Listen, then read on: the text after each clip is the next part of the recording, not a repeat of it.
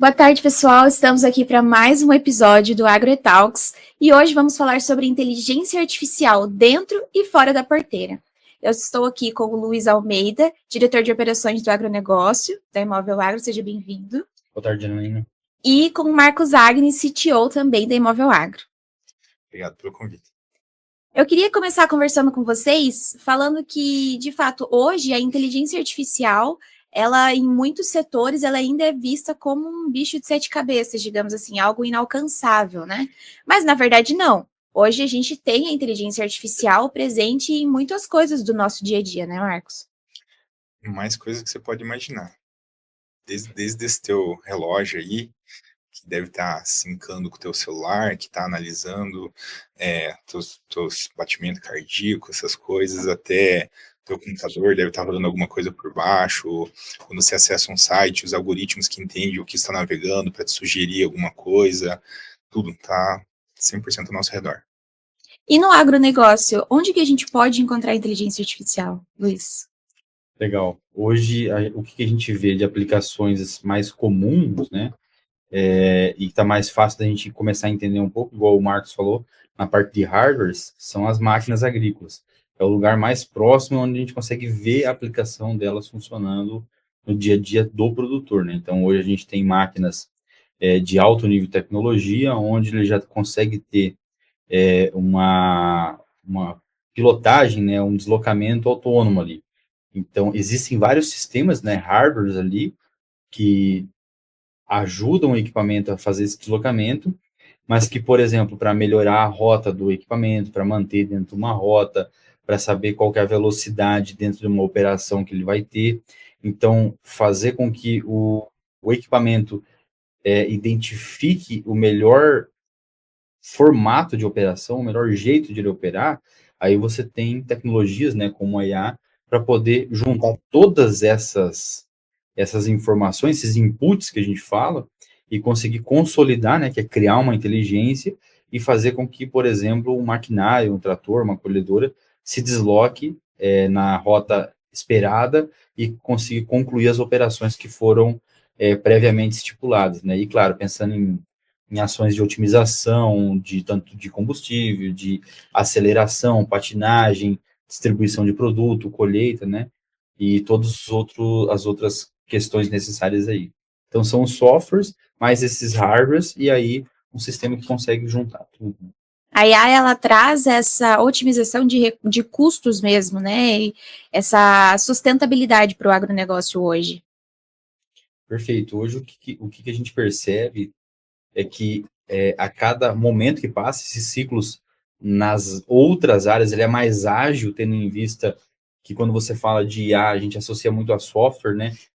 Hoje, principalmente para a gente que está inserido nesse dia a dia, mas que talvez para as outras pessoas, o pessoal que está nos assistindo, eles possam estar mais associados a máquinas, a algo mais humanoide, a hardware, né? Quando, na verdade, ele está mais próximo dos dois, porém, no software ele é mais fácil da gente, dentro da área de tecnologia, perceber essa mudança. Nas partes que envolvem mais hardwares, equipamentos, ele é um pouco mais lento. Então, quando a gente fala de um equipamento agrícola, de um trator, por exemplo, a gente vai ver isso com a menor velocidade, até porque a adoção tecnológica desse equipamento é um pouco menor. E a robustez que é exigida também, né? Vamos pegar numa máquina, num carro, ou num equipamento médico, né? Enfim, num hardware, né? Se a indústria vai lá e acopla algo que não esteja extremamente validado, testado e dá algum problema, isso pode gerar um prejuízo muito grande, né? Então, por esse motivo que a adoção é um pouco mais lenta nesse tipo de hardware, né? Mas em software a gente consegue, como o Luiz bem comentou, a gente consegue fazer correções muito rápidas, né?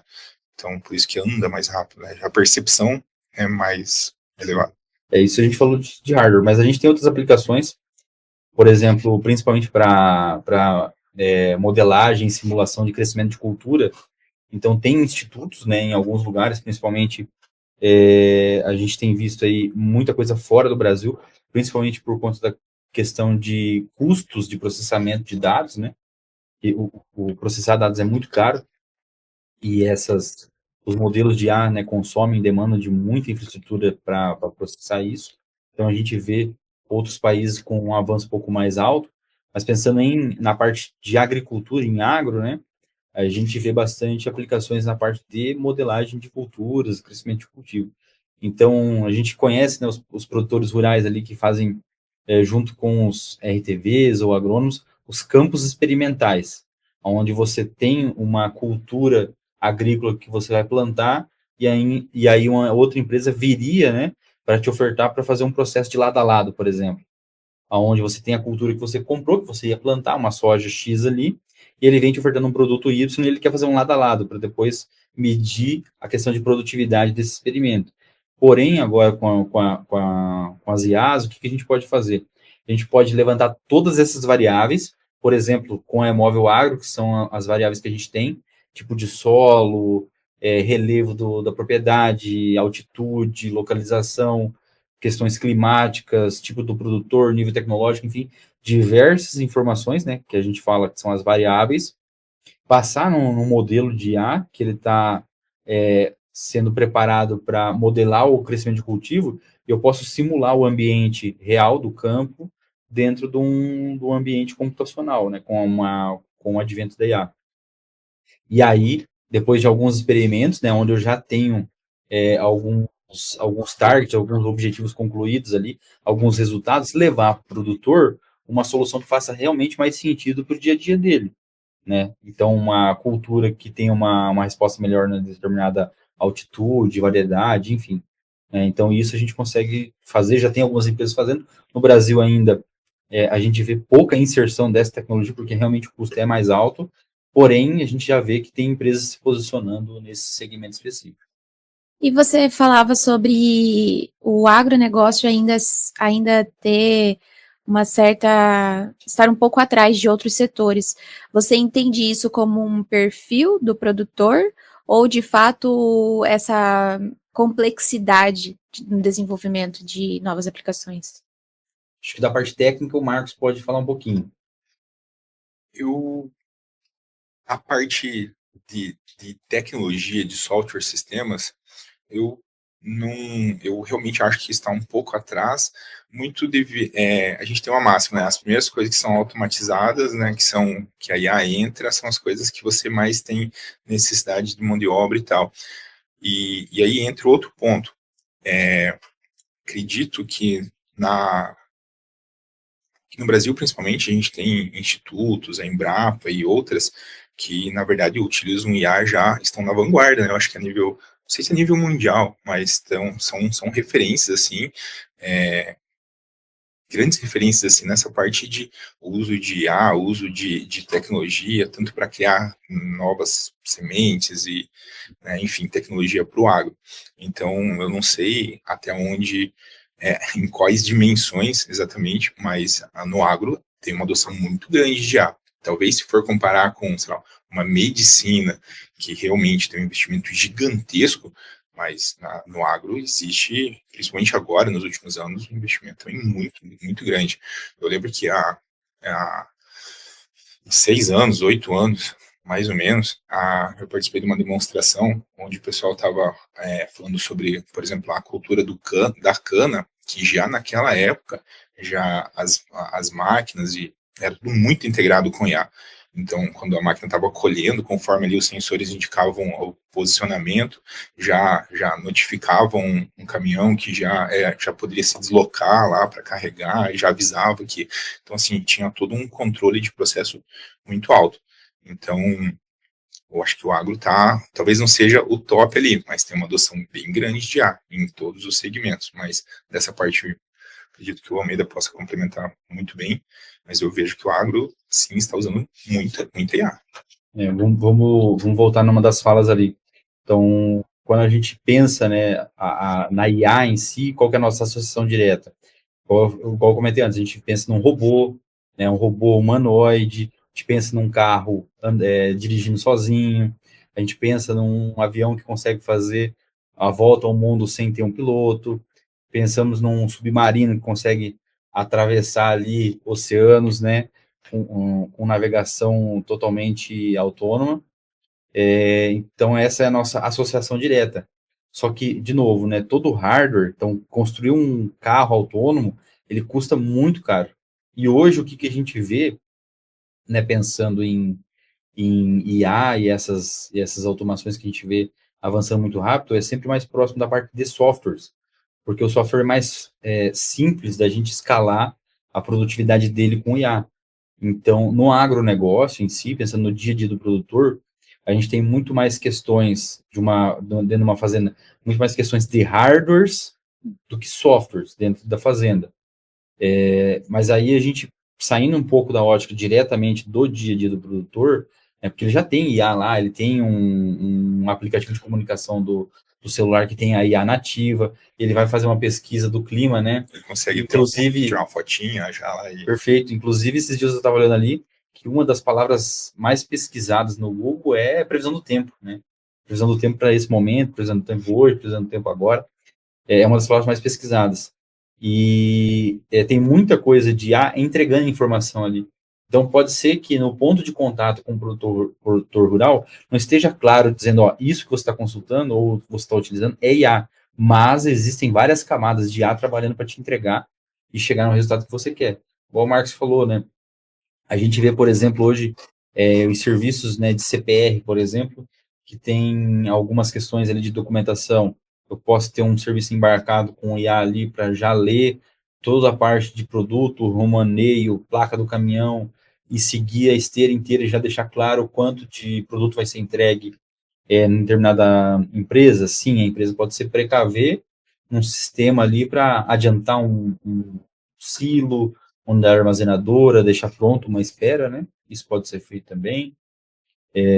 Mas eu vejo que é muito mais nesse cenário, Janaína, da onde a gente as coisas acontecem ali, mas ainda talvez não esteja tão claro que aquilo é uma IA que está atuando, né?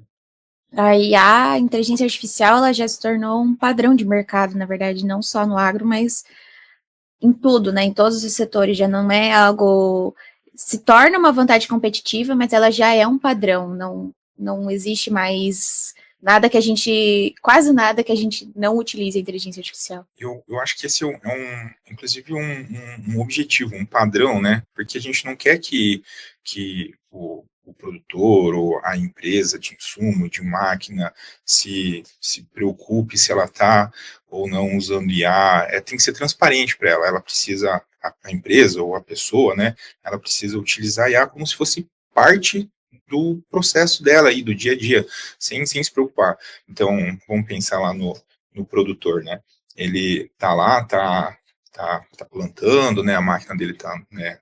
Tá lá o trator, a plantadeira, a colheitadeira, e as informações vão vindo, ele vai tendo ciência disso, e tipo, ó, a máquina lá tá superaquecendo, ela pode gerar daqui tantas horas uma necessidade de uma manutenção. Então ele vai recebendo isso no celular dele com tipo uma naturalidade que, beleza, então eu já preciso programar isso para não quebrar a máquina em campo, gerar um risco de alguma coisa, não ficar parado. Então a ideia da IA, acho que é justamente isso, que sim, ela se integre no dia a dia, nos processos, de tal forma que vai ser natural. As coisas vão acontecendo, você não vai perceber se é IA, não é. Perfeito, e tem um nome para isso. Computação, tem uma teoria, né? Na verdade, que é ser mais úbico da teoria da computação úbica, onde as coisas acontecem sem você perceber que ela está sendo executada, sem você perceber que está acontecendo. Então, pensa, antigamente, imagina lá quando surgiu ali o advento da corrente alternada para a rede elétrica, né? Então, antigamente, as mesmas pessoas começaram a usar a energia elétrica chegando dentro da casa deles. Quando você vai ligar uma luz, aperta o botão, a pessoa ficava imaginando como que a energia produzida passa por todo o cabeamento e chega até aqui. Antes se pensava assim. Hoje não. Hoje você quer chegar em casa, você quer ligar a TV. Você não pensa como que a energia elétrica chega até ali. O pessoal tem uma TV smart. No início desse processo, você se preocupava como que ela ia conectar ou não, porque não tinha um cabo, talvez, ligando ali no sistema de Wi-Fi, como que ela ia receber o sinal, né? Hoje não, hoje se você quer chegar ali, você já quer consumir um conteúdo específico na TV, então você não está mais preocupado com as outras coisas que acontecem. E isso, no decorrer da adoção tecnológica, a gente vai falando que ele vai mudando para um modelo de pensamento, utilização ubíqua, né? Perfeito. E como que você diria que a Imóvel vê as empresas e os produtores adotando essa nova frente? Para nós, o Marcos falou um pouquinho ali, acho que complementando a fala dele, o que a gente vê é o objetivo onde o cliente quer chegar. Então, se ele quer vender mais, nós, né, o nosso trabalho é prover soluções para que ele consiga chegar lá. A IA é uma das ferramentas que a gente está utilizando para poder apoiar.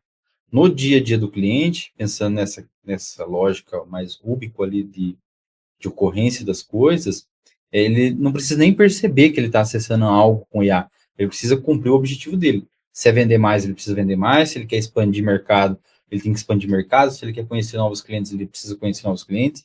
Se ele quer saber se o produto dele vende mais naquela região ou não, dimensionar o mercado, ele vai saber. Se ele quer conhecer grupos familiares, quais são os grupos familiares na região dele, ele tem que chegar nesse objetivo sem necessariamente saber qual é o algoritmo ou a lógica que está sendo aplicada ali. Por exemplo, a gente tem um trabalho de uma das vertentes de IA que a gente já desenvolve uns 4 anos, né, na empresa, que é a parte de sensoriamento remoto. A gente usa uma das vertentes de IA, que é Machine Learning, e desde que a gente começou a desenvolver, a gente empregou muita técnica ali dentro, tem muito conhecimento, processos, testes, erros e acertos desenvolvidos ali, mas que no dia a dia, quando o cliente compra e o nosso time comercial oferta, o cliente não compra a IA ou o modelo que está ali dentro, ele compra o quê? A área agricultável mapeada no Brasil inteiro, ele compra as principais culturas mapeadas em até 30 dias assim que finalizar a safra, ele consegue encontrar com a gente o potencial de venda de um produto ainda na próxima safra, então isso traz uma vantagem competitiva muito grande. Vamos pegar como exemplo, sexta-feira passada saiu, quinta ou sexta? Dia 11, quinta. Então, na quinta-feira passada, o IBGE lançou os dados da safra 2024. Então, até na quinta-feira, dia 11 de setembro, o IBGE estava utilizando nos sistemas de dados deles apenas o dado da safra de 2023. E a gente já está na safra 25 para 26. Então, o IBGE, por mais que eles façam um bom trabalho, eles têm aí 2 anos, quase 3 anos de atraso de informação. Enquanto a gente, com esses algoritmos, com essas técnicas, né, com o IA, com outras vertentes de informação, a gente consegue atender o cliente, resolver o problema dele, que é ter visibilidade de mercado, poder vender mais, conhecer novas áreas, ou saber que uma área está expandindo ou não, em até 30 dias depois que isso ocorre. Então, isso traz uma capacidade analítica muito alta para as empresas. Sim. A gente pode falar hoje que existem 2 tipos, né, Marcos, de inteligência artificial, a clássica e a generativa. Qual é a diferença dessas duas? Perfeito. Generativa é essa que tá, né, como a gente fala no hype agora, né, que é a novidade, que é extremamente importante. Qual que é a grande vantagem dela? Ela é acessível. Então, a IA generativa nada mais é do que um conjunto de técnicas de IA clássica, só que empregadas de uma forma que qualquer pessoa consegue extrair o valor diretamente. Então, quando você abre lá o teu Google Assistente, ou o teu, né, o ChatGPT, ou enfim, qualquer outra, né, ou lá do Twitter, né, e pede alguma coisa, ele está usando por baixo, né, ele foi para treinar e tudo mais, foi usado um monte de técnica de IA clássica. Só que as IAs clássicas que já estavam disponíveis há muitos anos aí, para você utilizar, você precisa de um grande conhecimento em estatística, em matemática aplicada. Então, era algo que realmente ficava ali restrito a empresas que tinham, né, um setor de P&D, ou que tinha, ou universidades, né, e afins. Então, era mais restrito, né, o uso delas. Claro que tinha sistemas que daí faziam uma interface para abstrair, mas ainda era muito caro processar. Então, qualquer coisa que você ia fazer não era tão trivial. Aí a generativa mudou isso, principalmente na questão de interface com o usuário. Por exemplo, a gente, então, desenvolveu durante esses 4 anos aí do Imóvel Agro, por exemplo, várias que chamam de features, né, várias rotinas dentro do sistema para trazer valor lá para os nossos clientes. E agora a gente está colocando IA generativa para que, ao invés dele precisar, por exemplo, lá no mapa, fazer um filtro, dizer o que ele quer, né, parametrizar o que ele quer e depois jogar isso para um outro lugar, ele possa lá apertar um botãozinho e falar, ó, faça um filtro para mim nessa região, com áreas que tenham soja, áreas que tenham mais de 500 hectares, que também tenha esse tipo de cultura, e que essa minha máquina possa ser empregada lá. E coloque isso numa campanha e mande para o meu CRM, por exemplo. Então, a gente consegue fazer tudo isso com IA generativa, ou seja, você clica, fala, mas por baixo vai rodar toda a estrutura, a inteligência já normal. E aí a clássica, então, você consegue expandir ela também, né? Então, além dessa parte estatística, você tem muitos processos de dados que também usa, né?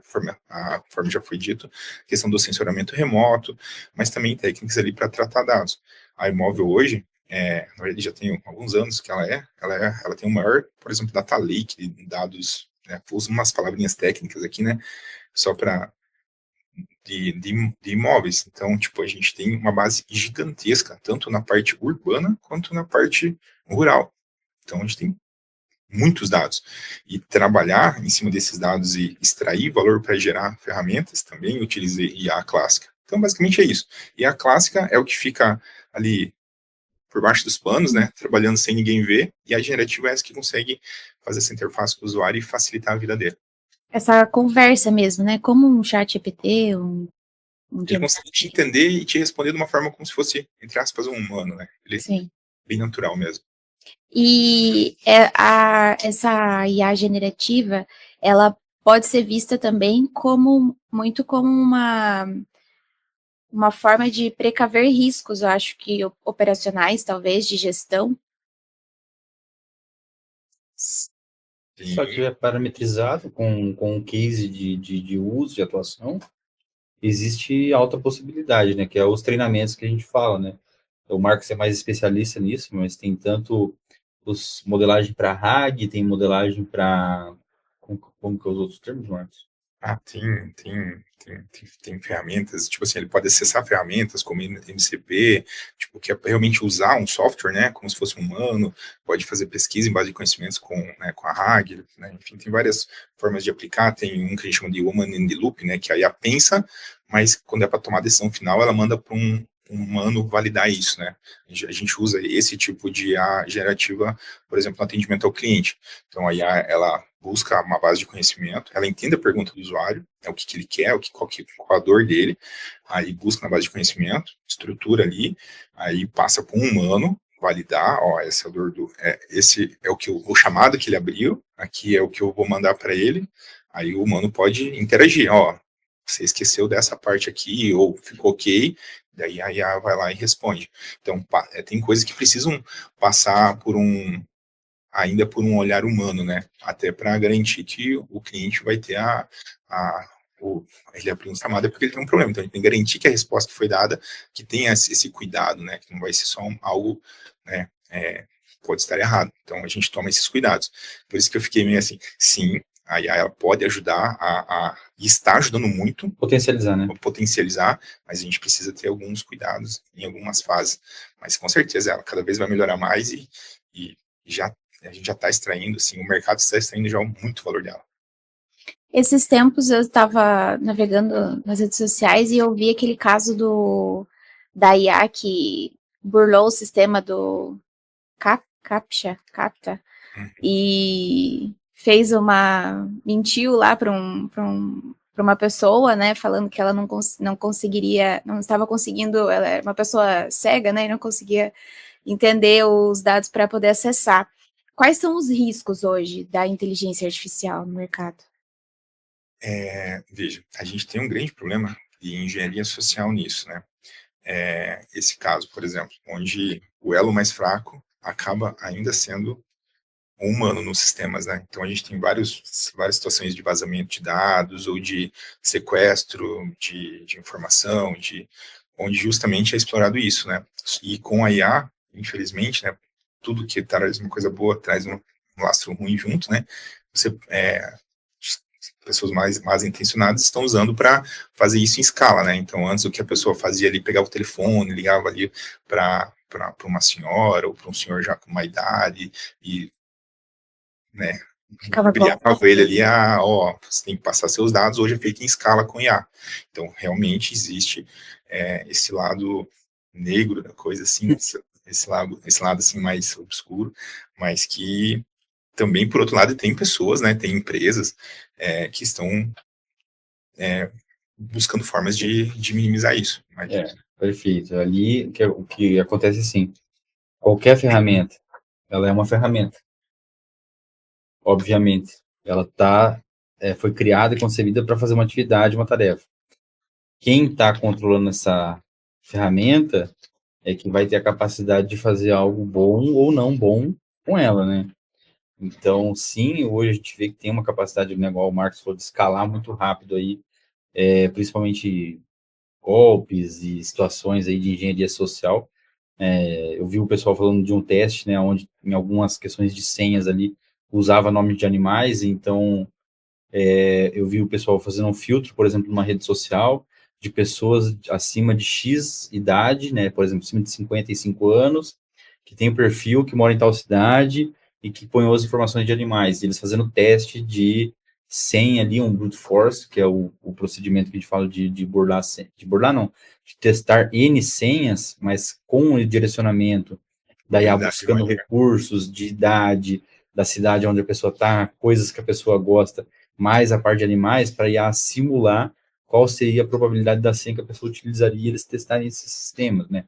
Outros casos, por exemplo, quando a gente verificava testes de segurança, onde um analista tem que construir uma rotina e testar diversos endpoints, hoje, com a IA, a gente consegue mapear um único site, identificar todos os endpoints daquele site de maneira automatizada e fazer já o próprio teste massivo ali, né? Assim como as análises de dados.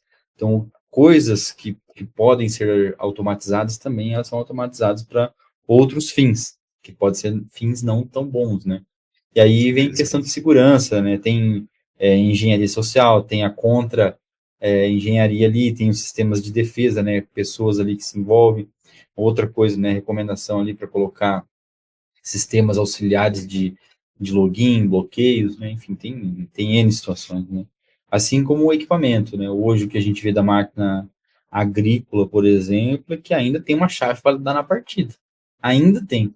Alguns outros veículos já nem chave mais tem, né? Só sensores e solicitações ali, às vezes até automatizada em alguns casos, por aplicativo, por celular, que facilitam muito esses processos, né?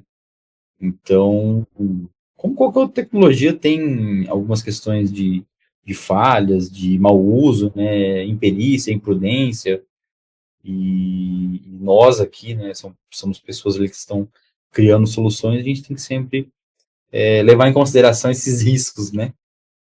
Eu acho que até talvez seja um mercado, por ser um mercado que escalou muito rápido, é um mercado com uma falha ainda em regulamentação, de fato, né? Para o uso de informações, às vezes ainda está engatinhando toda essa etapa. Esse é um ponto que a gente poderia ficar muitas horas aqui conversando, porque há sempre assim, sim, é necessário, a gente vai, é essencial que a gente tenha uma regulação. Porém, quem não quer fazer o bem, não liga para regulamentações, entendeu? E isso acaba impactando quem? Quem quer quem quer desenvolver sistemas, fazer o mercado girar e tal. De novo, não estou dizendo que não é necessário, é extremamente necessário. Só que a gente entra nesse balanço. Se a gente colocar muita regulamentação, a gente acaba fazendo o mercado estagnar. Segura o desenvolvimento. Sim. Então, é um assunto assim, se fosse impactar de forma, né, todo mundo, ok. Só que também existe uma corrida mundial para isso, né? Claro que o Brasil hoje, na questão de top tiers ali, tecnologias, né? Tipo, os modelos, né, fundamentais ali a gente não está criando, mas tecnologias para usar isso a gente está fazendo muitas. Então, talvez, dependendo da regulamentação que for empregada, pode sim impedir o desenvolvimento. E pensando aí, vamos né, falar das coisas boas, chega do cenário depressivo. Aí o que a gente vê, cara? Você pega essas automações, né, que a gente tem possibilidade de utilizar, imagine o quanto de risco evitado a gente consegue trazer para as empresas. Então, uma empresa que vai gerar uma letra de crédito em determinada região, tá? Eu estou fazendo uma análise com um modelo ali, eu consigo ter uma simulação, uma previsão de quanto uma região pode produzir ou se vai chegar até o final da produção para colher bons frutos ali daquela área? Pô, sim. Então, é uma boa aplicação. Então, como que a gente consegue melhorar esse item especificamente? Então, minimizar o risco ou ter uma visibilidade melhor dos procedimentos ali de uma operação financeira. Então, essa é uma coisa excelente e que a gente vê que tem inícios, né, de funcionamento. A gente também tem uma iniciativa na empresa ali, trabalhando na área de monitoramento agrícola. A gente vê também, a gente teve em fevereiro, né, junto com uma das indústrias aí de máquinas agrícolas, que são parceiros nossos, que estão aqui no Brasil também, né, eles não são brasileiros, mas estão aqui no Brasil, onde eles têm um sistema com automação ali, mais IA, que analisa todo o equipamento, e se ele percebe qualquer coisa estranha, ele para o funcionamento da máquina imediatamente, ele desliga o motor. Então, ele tem um sistema de prevenção ali muito bem feito, né, aonde ele consegue ter esse... Eu não lembro o nome exatamente do procedimento, mas ele é como se fosse um segurança do motor, né? Então, tem qualquer coisa ali, teve um vazamento de óleo, que é muito comum, tem as mangueiras ali por todo o equipamento, pode passar num galho, bater em alguma coisa durante a operação na lavoura e perder a pressão do óleo do motor. Ele vai lá e desliga o motor, por exemplo, né? Então, a gente vê isso, que é uma coisa muito boa. Imagina o risco evitado de você ter um equipamento ali de alto valor, né, equipamentos de valor da ordem de milhões, e equipamentos com a manutenção evitada. Então, isso é muito bom, né? Outra coisa, stand de plantio, a gente vê um dos fatores de perda de produção, né, de perda de produtividade, é você plantar e perder a semente que você plantou e ter que plantar de novo, que é o replantio. Isso é extremamente ruim para o produtor, perda financeira, perda de tempo, às vezes ele perde a janela de plantio, ele perdeu a safra, se ele tiver que replantar. Então, é muito complexo. E o tempo não volta, né? Então, se a gente tem sistemas ali conseguindo nos ajudar a visualizar isso, identificando, a gente consegue resolver muita coisa, né? Consegue ter muita capacidade de êxito, né? Perfeito. Outra área também muito interessante, a parte de seguro agrícola, aonde a gente tem uma demanda cada vez maior no Brasil, e falando de Brasil, porque o nosso país é continental as dimensões, mais de 4.200 quilômetros para em qualquer dimensão, né, digamos assim, de linear. Perfeito. Em linear para o Brasil, né, são mais de 850 mil hectares de área no Brasil. Então, essas dimensões continentais e em latitudes diferentes nos demandam aí muitas variáveis que indicam ali ou que atrelam a produção, que você precisa observar elas, e não é a mesma variável que você olha no Mato Grosso, na Bahia, que você vai olhar em Santa Catarina, no Rio Grande do Sul. É porque é totalmente diferente, é a mesma cultura, estou plantando soja, no final é commodity de novo, embarcou no navio, vai ter o mesmo preço. Só que para você produzir ela no Mato Grosso é de um jeito, você produzir ela no Rio Grande do Sul é de outro. Então, como que eu trabalho o seguro agrícola ali? Tem variáveis no Rio Grande do Sul que são importantes, mas elas não são as mesmas, não tem a mesma importância no Mato Grosso. Ela também não vai ter a mesma importância na Bahia. Isso na mesma cultura. Imagina quando a gente troca a cultura. Então, quando a gente pensa no seguro agrícola, por exemplo, toda a parte de parametrização, né, que a gente fala que tem o seguro paramétrico, ele é uma grande oportunidade ali de trabalho, né, que é uma coisa que a gente discutiu esses dias aí na empresa, de a gente estar envolvido também. Então, assim, variáveis, igual a gente falou antes, a gente tem muitos dados. Agora, a gente precisa, em cada um deles, mapear as informações relevantes e trabalhar como que eu consigo melhorar, por exemplo, a etapa de seguro numa determinada empresa, né? Então, tem algumas seguradoras, a gente vê que a questão de seguro, cada vez no Brasil, né, ela está ficando mais aquém aí do que deve ser, né? A gente vê o PSR e o Prêmio de Seguro Rural cada vez menor, porém, o produtor ainda precisa produzir, precisa de um amparo, precisa de apoio, e as empresas precisam ter mais interesse. Então, né, a gente atuando nessas variáveis, a gente pode ter um cenário mais como é um seguro, a gente pode ter um cenário mais de defensibilidade do negócio, né? Então, esses são alguns exemplos, assim, que eu acho que tem outros, tá? Com certeza tem muitos outros aqui que a gente poderia abordar, mas esses são, assim, os que daria para a gente olhar um cenário de muita oportunidade de trabalho. E só nesses itens aqui, já tem muita coisa para a gente trabalhar. Tá? Sim. Eu queria que você explanasse um pouco, Luiz, em quais segmentos a Imóvel atua e como que ela consegue auxiliar as empresas nessa gestão comercial mais assertiva. Legal, Janaína. Então, quando a gente pensa todo o trabalho que a Imóvel Agro faz, nós iniciamos, a gente tem que lembrar do início, né? Nós iniciamos pela parte de inteligência do mercado, né, focando aí em trazer uma visibilidade maior do mercado para as empresas.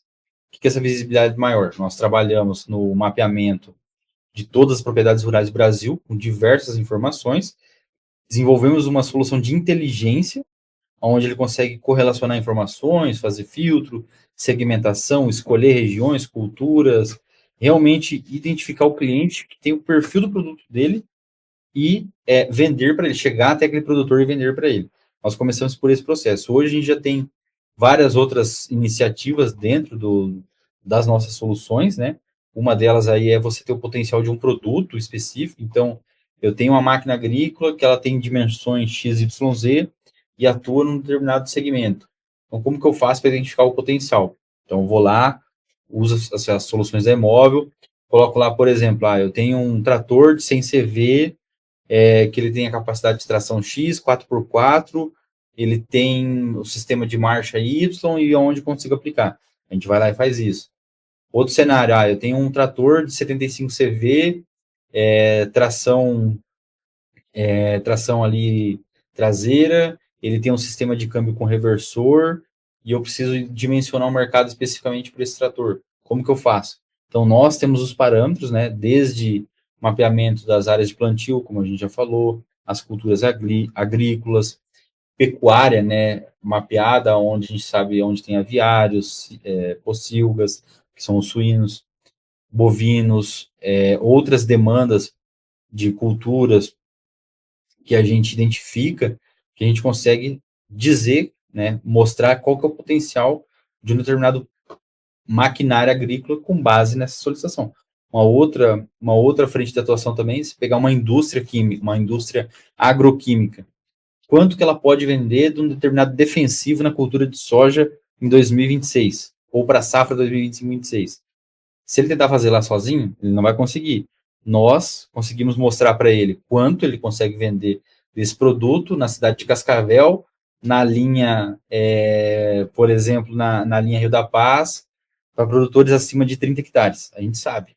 Porque a gente tem a localização de cada uma das propriedades, de cada potencial das culturas, em que momento que planta, quando planta, faz acompanhamento.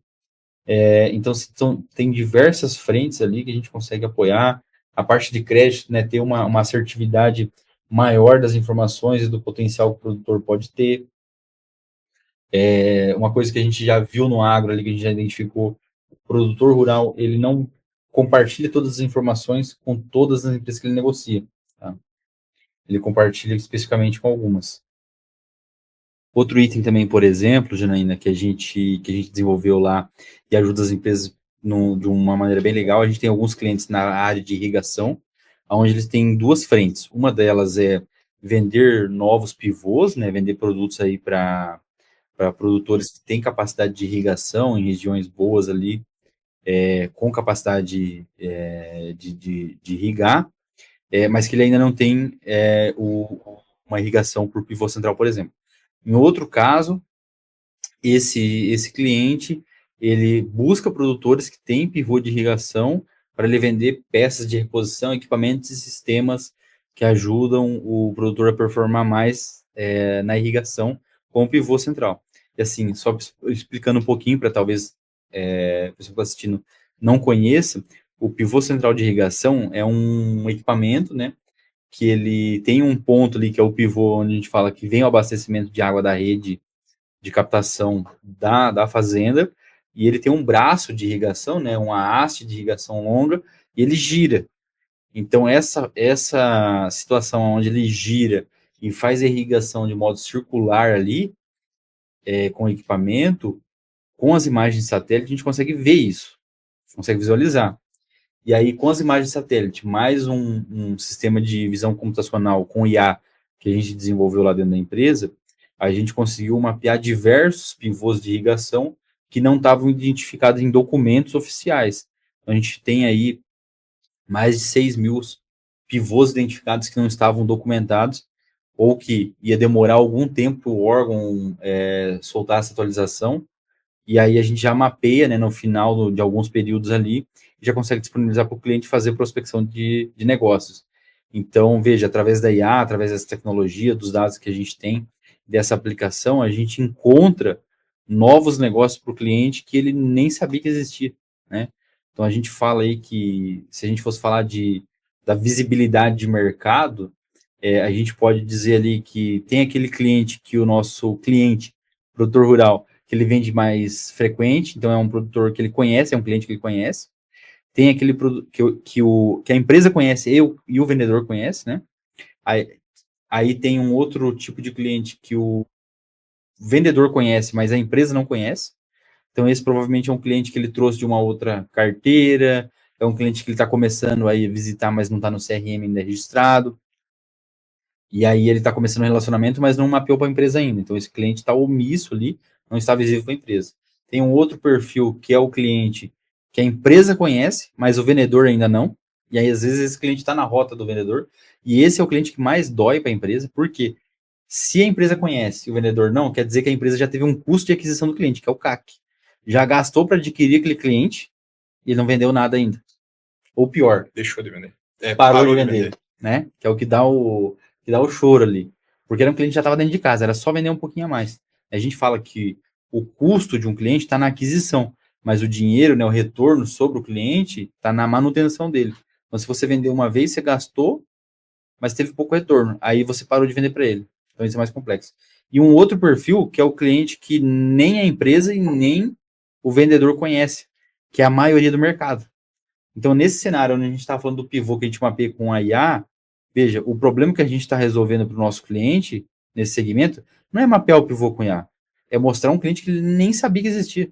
E às vezes está literalmente embaixo do nariz dele.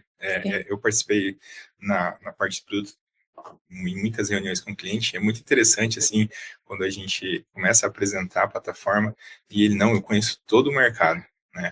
Aí, não, então vamos lá. Aí, esse daqui é e esse do lado? Esse do lado é... Aí ele, né, fala alguém, daí a gente vai ver, sim, eu acho que esse cara comprou, né, em tal situação, é verdade e tal. Então ele já não tem tanta ciência assim quanto... E é normal, o mercado é muito grande, são muitas propriedades, muitas pessoas. Então, bem isso. Trazer essa visibilidade é um cliente que ele ainda não conhecia, às vezes recente, né, trocou de dono. Então, a gente leva esse modelo, né, de otimização de recursos, de vender mais, de poder trazer outros negócios, né, ajudar o cliente a identificar potenciais que ele não estava observando ainda, talvez subnichar um mercado. Então, tem uma outra empresa, né, uma outra concessionária de máquinas que a gente ajudou, por exemplo, num equipamento deles, a verificar qual era o melhor perfil de cliente e direcionar para ele qual era o melhor perfil que ele deveria estar ali buscando aí de clientes, né? Nesse caso, era produtores que tinham aviários e o equipamento dele é o equipamento adequado para esse tipo de produtor. Por quê? Produtor que tem um aviário, o aviário, né, para quem não conhece, ele é um galpão ali de 20 a 30 metros de largura por 100, 150 de comprimento.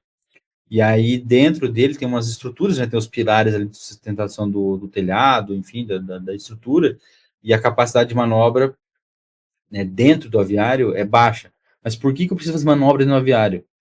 Tem uma coisa chamada cama de frango, que é um item, né, uma serragem ali, e mais alguns itens que a gente coloca dentro do aviário para ajudar no conforto zootécnico, né, do animal lá dentro, que vai ficar lá. Então, a gente faz isso, mais ali os dejetos do animal, né, do frango de corte, por exemplo, que fica dentro do aviário, que isso vai juntando a cada lote, a gente vai colocando mais ali cama de mais serragem, por exemplo, dentro do aviário, e com os dejetos ele vai formando uma cama mesmo, né? Ele vai formando camadas a cada lote, e isso vai aumentando dentro do aviário. Então vai aumentando a altura desses itens lá, resíduo, né, desse dejeto lá dentro. E aí chega um ponto, né, que a gente recomenda tecnicamente ir a cada 6 a 8 lotes, né, de aves a fazer a limpeza.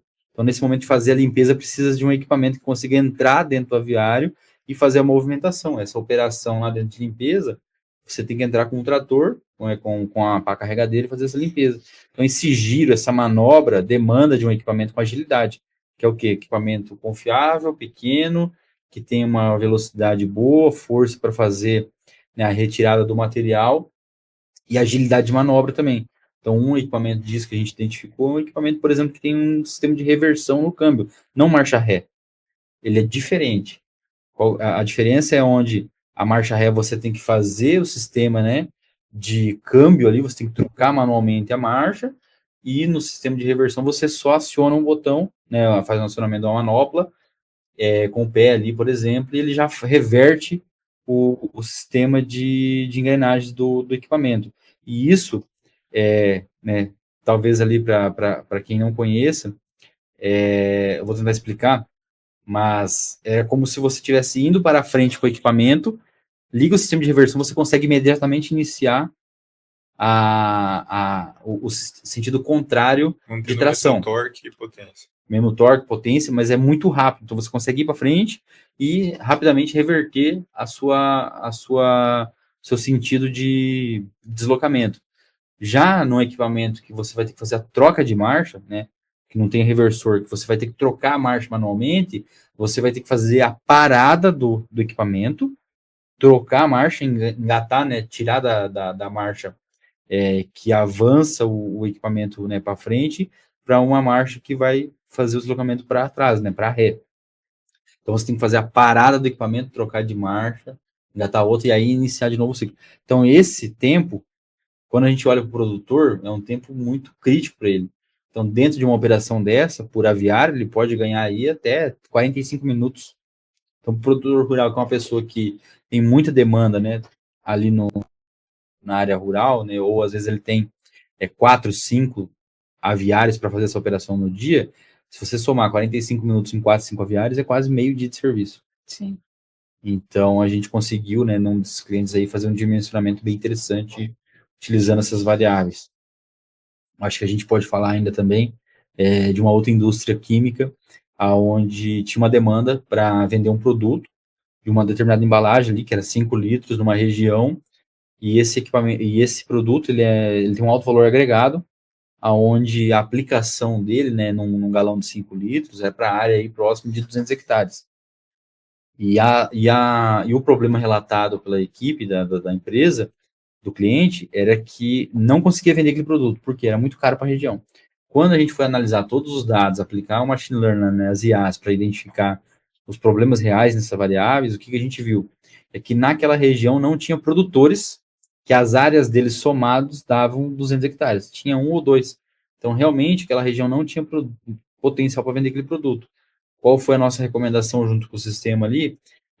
Fazer um sistema de reembalagem, né, diminuir o produto, então fazer um fracionamento em embalagens menores, para que conseguisse comportar naquela região. Então, essa foi a orientação que a gente conseguiu fazer junto com o cliente. Então, o cliente veio para comprar com a gente, vender mais, e a gente entregou, né, uma solução completamente diferente. No caso dele, uma inovação no produto, né? A gente sabe, dentro dos processos de inovação, a embalagem é um formato de inovar, né? Então, nesse caso, foi isso que a gente fez. Que com a plataforma você consegue ter essa visibilidade bem clara, por exemplo, de tamanho médio de propriedades, ou, né, conseguir ranquear isso, né, agrupar isso.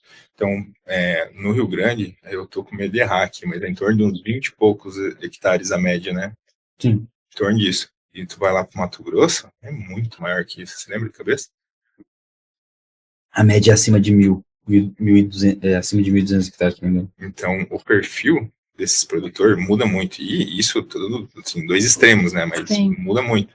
Então, certos produtos, realmente, em algumas regiões você não vai conseguir colocar, já em outras vai ser mais fácil. Então, até para o cliente realmente ver no nível Brasil, se ele quiser expandir, né? Para onde expandir? Então, com o IA e tudo mais, a gente consegue entregar esse valor para o cliente. E há mais uma boa base de informações, né? Muito. E falando em expansão, o que a gente pode esperar da inteligência artificial para os próximos anos? Eu queria que você falasse num geral e que o Almeida trouxesse uma visão de dentro do agronegócio. Eu acho que não, tenho Trator voador. Olha, já existe, né? Hoje está cada vez mais comum os drones para, né, pulverização e tudo mais. Só que é excelente ponto. Acho que a gente já está num nível que a gente tem muita tecnologia. Acho que o que vai aumentar é a adesão dela mesmo, sabe? Cada vez mais. Por exemplo, um exemplo que eu gosto bastante foi em 2012, que eu fiz uma MBA em veículos aéreos não tripulados. E o desafio lá era já como que a gente trata os dados, tipo, beleza, já existia tecnologia para pegar as imagens do drone e entender, se você tivesse o conhecimento técnico, agrícola, lá, olhar para as imagens e entender, ó, aqui está iniciando uma doença, aqui está com uma falta de algum, né, de algo lá que a gente pode corrigir isso, né, na Terra. Só que precisava da pessoa técnica para fazer. Hoje já os algoritmos, né, as IAs já conseguem fazer isso automaticamente. Então, inclusive em tempo real, né, tem alguns, né, que vai, conforme vai passando, vai analisando e definindo quanto vai espalhar, né, da correção ali. E isso vai cada vez mais. Então, o que esperar para o futuro? Vamos lá, coisa de filme mesmo, tipo, a máquina, você liga ela e ela vai, já vai entender o que precisa, aplicar no lugar certo, definir, isso já faz, né, definir velocidade para ter uma perda menor de grãos, desperdício, e totalmente autônomo, as coisas acontecendo, tudo muito sincronizado, você tá lá isso também já acontece, só que já não é tão, ainda é muito caro, né? Sim. O produtor tá lá sentado, com o seu celular, tablet, acompanhando, legal, tá, né? E pode em um comando de voz, dar um comando para todo o parque de máquinas ali, trocar, enfim, tudo a IA comandando, a pessoa apenas monitorando e dando pequenas correções, e dito que hoje a gente já quase consegue isso, né? Só que ainda é muito caro, né? Acho que o que vai acontecer é difundir mais. Perfeito. Eu creio que o que a gente tem aqui de modo geral, a gente vai ter aumento da adesão, isso é fato, porque vai ficar mais acessível, não estou falando nem do ponto de vista de custo ainda, mas vai ficar mais fácil. Então, hoje, por que o ChatGPT cresceu tanto e foi tão famoso, porque todo mundo está usando, né? Porque ele é um chat. Ele é simples de utilizar, tem alta tecnologia, mas o modelo de consumo dele, o design dele é muito simples, que é conversação. Né? O outro é custo, realmente. Quanto mais empresas estiverem avançando nessa frente, quanto mais empresas estiverem aí desenvolvendo tecnologias e criando soluções, né? Pensando como a IA atuando na frente, com certeza o custo vai diminuir. Se tem mais ferramental, mais técnicas, né? A gente viu aí que no início do ano, no final do ano passado, aí a gente veio outra frente, que foi o DeepSeek, aí, reduzindo custos, né, de processamento, treinamento, assim, a níveis absurdos comparados com o OpenAI, por exemplo, e que tem viabilidade, mostra, ó, tem um caminho diferente. Então, ele está dizendo para você que tem um caminho diferente. Então, ali também eu creio que a gente consegue melhorar muito a questão de custos, né? E aí, acho que um terceiro item é criar novas coisas. Quais coisas? A gente não sabe ainda. Por quê? Porque não foram criadas, né? Igual o videozinho. E realmente é isso. Então, assim, a gente vai conseguir utilizar a IA em outras coisas, em outras aplicações que a gente desconhece no momento. Por quê? Porque ela vai criar novas oportunidades. Criando novas oportunidades, a gente consegue chegar em outros objetivos, consegue traçar outras rotas, consegue pensar em outras coisas. É o que a gente vê, o modelo que a gente atua junto com os nossos clientes hoje. Quando a gente leva uma solução de inteligência de mercado para clientes do agro, ele estava num nível atrás do muro. Ele não conseguia ver muita coisa. O que a gente faz na solução? A gente aumenta o tamanho da caixinha dele atrás do muro. Aí ele consegue, né, olhar por cima do muro e ele vê que tem um horizonte muito maior além daquilo que ele conhecia.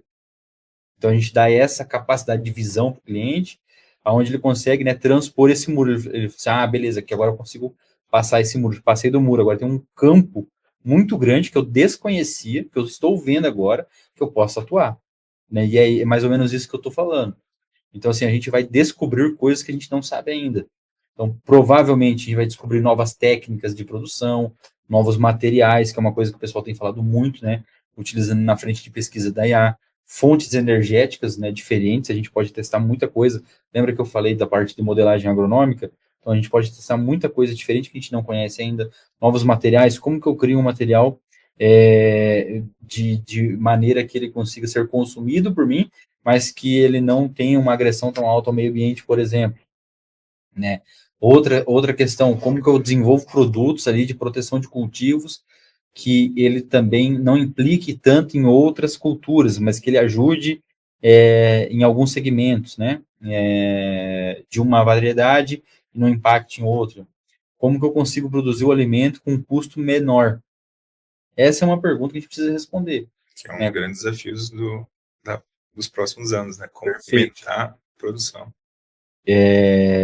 Assim, essa é uma pauta bem interessante, Marcos, que você falou, que geralmente eu nem trago, né, nos discursos, porque quando a gente fala em produtividade, a produtividade, ela não está dizendo assim, o cara quer lucrar mais, né, que o agronegócio ele precisa de mais dinheiro. Na verdade, não.